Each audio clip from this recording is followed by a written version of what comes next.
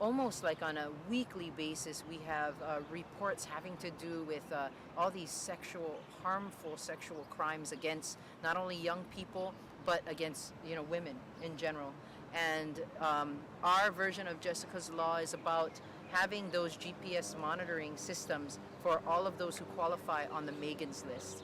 The Megan's list is a list, or Megan's Law is a list that when you are convicted of a sexual crime, that you are put on this list so that the people of Hawaii and the people of the country can know where you are. And what the GPS system does for those who end up, if this legislation should pass, we would be able to detail where they are as well, in a more concise, specific manner of knowing where these sexual predators are.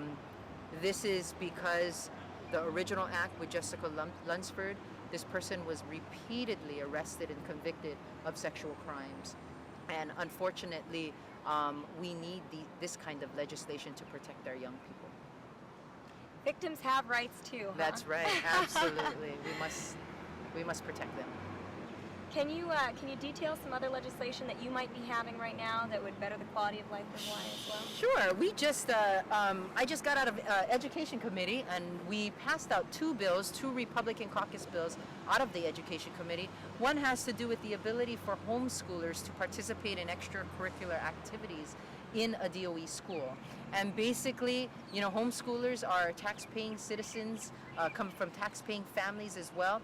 And it just allows them, if they choose to have their parents or others teaching them from their home, that they can participate in a public school's extracurricular activities, whether it be football, whether it be band class, or anything of that sort.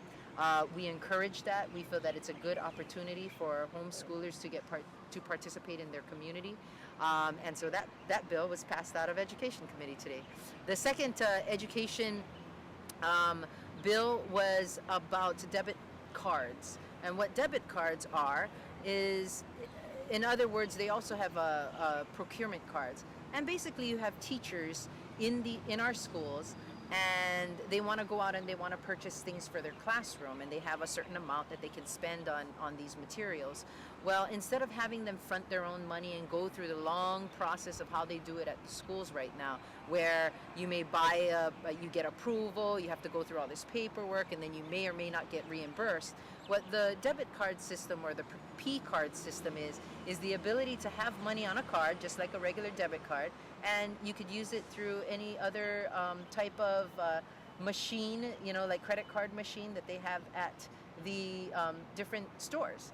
And then if something is on sale at Long's, they can go ahead and use their school-issued P card or debit card and be able to get their material.